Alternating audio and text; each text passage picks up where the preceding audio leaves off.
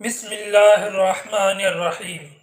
اللہ کا فرمان ہے، ترجمہ: اور اے محمد، ان کو آدم کے دو بیٹوں حابیل اور قابیل کے حالات جو بالکل سچے ہیں پڑھ کر سنا دو کہ جب ان دونوں نے اللہ کے ہاں قربانی پیش کی تو ایک کی قربانی تو قبول ہو گئی لیکن دوسرے کی قبول نہ ہوئی۔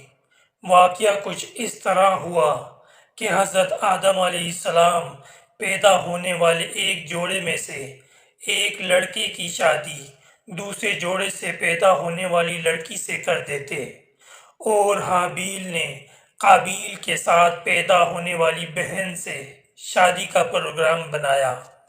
قابیل حابیل سے بڑا تھا اور قابیل کے ساتھ پیدا ہونے والی بہن زیادہ خوبصورت تھی۔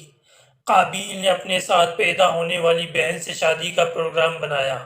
حضرت آدم علیہ السلام نے کہا کہ تم اپنے ساتھ پیدا ہونے والی بہن سے حابیل کی شادی ہونے دو، لیکن اس نے انکار کیا۔ تو حضرت آدم علیہ السلام نے دونوں کو قربانی کرنے کا حکم دیا، اور آدم علیہ السلام خود حج کرنے مکہ شریف چلے گئے۔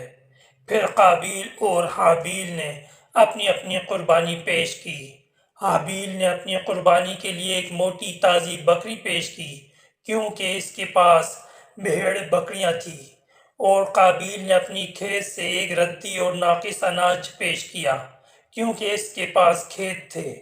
آسمان سے آگ اتری اور حابیل کی قربانی کھا گئی اور قابیل کی قربانی کو چھوڑ گئی، تو وہ ناراض ہو گیا اور حابیل سے کہنے لگا کہ میں تجھے قتل کر دوں گا، صرف اس صورت میں چھوڑوں گا کہ تو میری بہن سے شادی نہ کرے۔ حابیل نے کہا کہ خدا پرہیزگاروں کی قربانی قبول فرمایا کرتا ہے، اور اگر تو مجھے قتل کرنے کے لیے ہاتھ چلائے گا تو میں تجھ کو قتل کرنے کے لیے ہاتھ نہیں چلاؤں گا۔ مجھے تو اللہ رب العالمین سے ڈر لگتا ہے، میں چاہتا ہوں کہ تم میرے گناہ میں بھی ماخوذ ہو اور اپنے گناہ میں بھی، اور تو اہل دوزخ والوں میں سے ہو، اور ظالموں کی یہی سزا ہے۔ لیکن اس کے نفس نے اس کے بھائی کو قتل ہی کی ترغیب دی، تو اس نے اس کو قتل کر دیا اور خسارہ اٹھانے والوں میں سے ہو گیا۔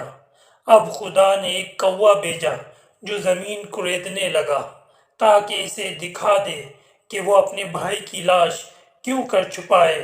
کہنے لگا، اے افسوس، مجھ سے تو اتنا بھی نہ ہو سکا کہ اس کوے کے برابر ہوتا کہ اپنے بھائی کی لاش چھپا دیتا۔